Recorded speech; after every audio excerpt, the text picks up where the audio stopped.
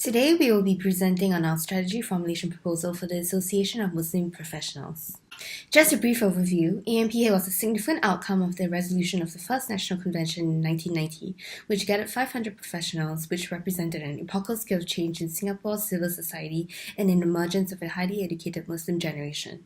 Ever since, AMP visions to build a model Muslim organization in community leadership and acts as a catalyst for the development of the community through taking a three-pronged role as a thought leader, problem solver, and mobilizer.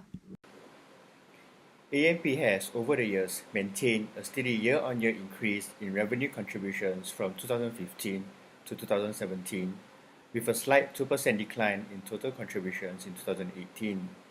Donations, training, and social action programs fees, as well as academic center fees, clocked in double-digit CAGR from 2015 to 2018.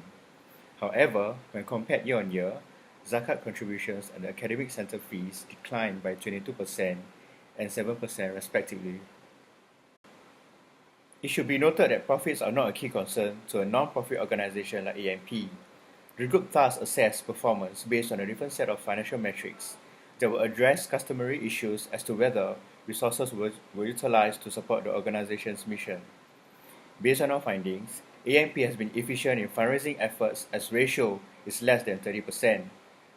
Operating reliance is, however, only at 63%, which means that AMP is only able to find 63 cents from program revenues.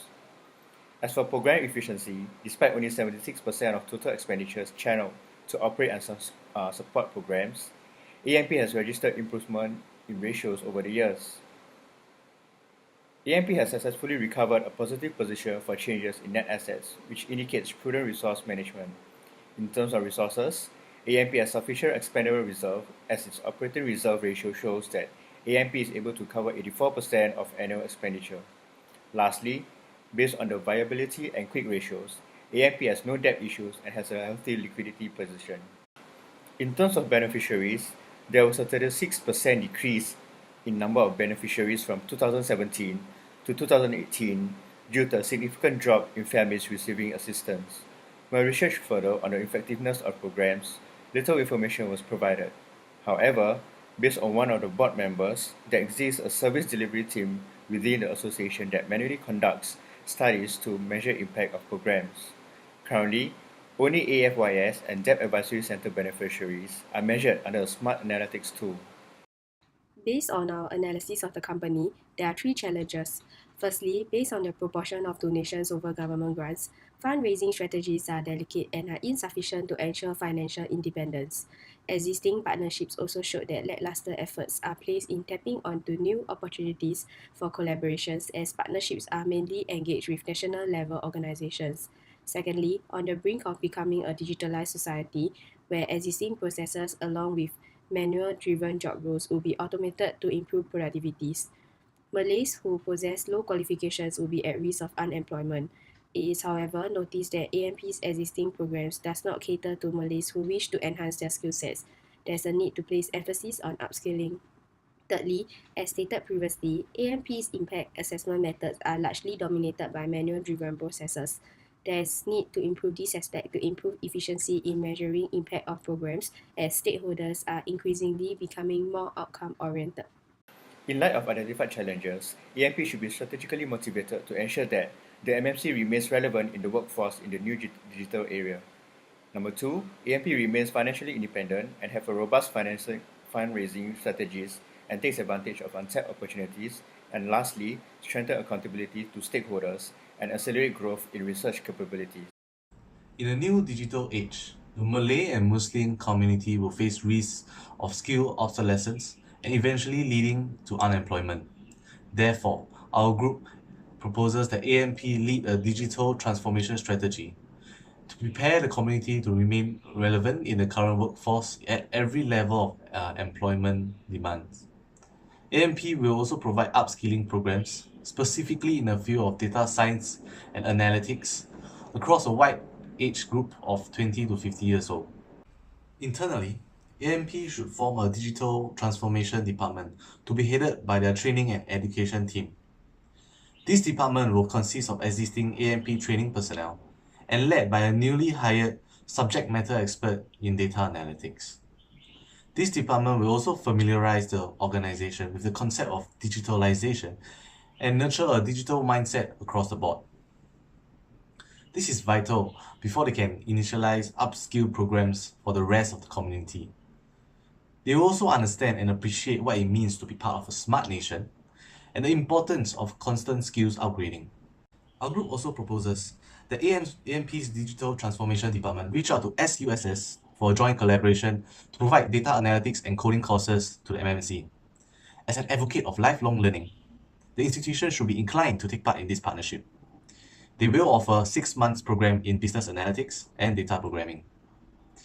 Advertise on their social media pages. AMP will then select 30 beneficiaries for each course based on their unemployment period, underemployment situation, or underprivileged members who are looking to enhance their skill sets. It is expected that SUSS will subsidize at least 20% of the course fee, and the remainder will be offset by AMP from their fundraising initiatives, which will be mentioned in our group's second strategy.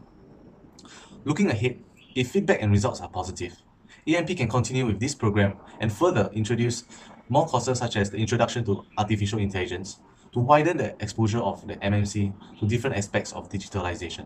This strategy relates to the first challenge identified. Research identifies a gap in the private sector where NPOs have not reached out to but are keen to take part in corporate giving. This presents approximately 31% of corporations.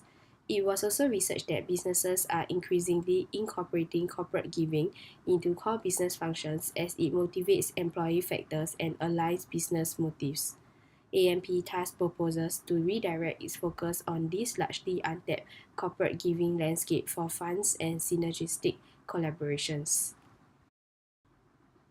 To do so, this strategy first proposes for the Community Engagement Unit to take responsibility of outreach strategies targeted at the corporate landscape. This unit will work in tandem with the fundraising team to strengthen corporate giving approaches proposed to corporations. Approaches could encompass philanthropic ways such as cash donations or sponsorships, or to engage in volunteerism. It is also proposed that in 2019, this strategy would be focused specifically on corporate outreach targeting the ICT industry, since research presents that companies within these industries have the highest potential corporate giving rate at 34%.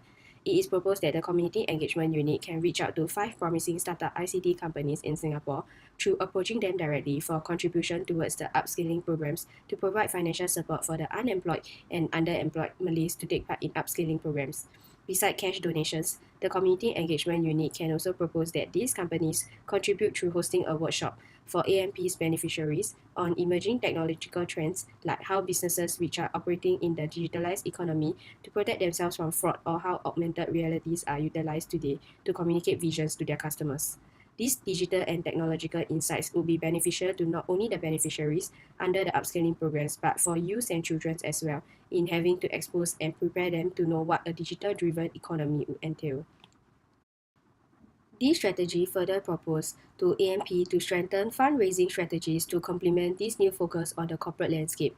More innovative fundraising strategies should be employed to extend outreach to a greater number of corporations. One such way is through the appearance of radio talk shows.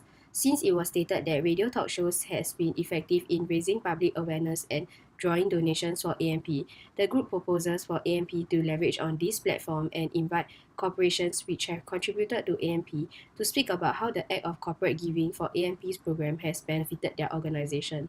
This might be more incentivizing for other companies to take part in corporate giving as well.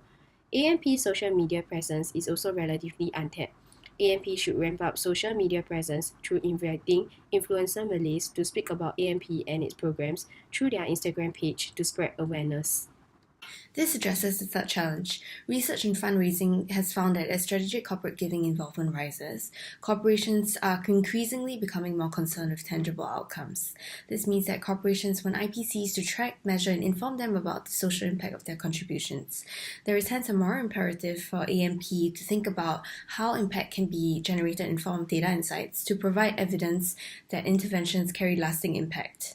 This strategy thus proposes AMP to revolutionize current impact assessment methods and leveraging smart analytics to provide evidence towards impact of programs in approaching social, education, and economic aspects of the MCC. Smart analytics will also enhance REMA's existing research capabilities by aiding in knowledge discovery, as it will seek to evaluate current knowledge, analyze information gaps, and produce deeper insights to issues faced within a community based on the progress of interventions. Upon identifying new community challenges, REMA can thereafter deepen its research and set new strategies in addressing new issues. To implement this strategy, it is proposed that AMP form an analytics team under corporate functions to lead the direction. This includes strategically reprofiling existing employees that are keen on steering this transformation, as well as recruiting data analysts and curators. This team will also work alongside REMA to furnish them with monthly knowledge discovery and insights reports. This will also help in identifying new trends and issues. REMA could also include an additional section within its quarterly Karyawan publication to educate the greater community on progress in existing challenges faced. This could also perhaps draw more scholarly readers or academic interests that might be interested to further the community's research studies. This strategy proposes a collaboration with Tableau to leverage on its expertise on smart analytics applications within nonprofit organizations. It tracks progress of programs and provides easy-to-understand real-time impact reports.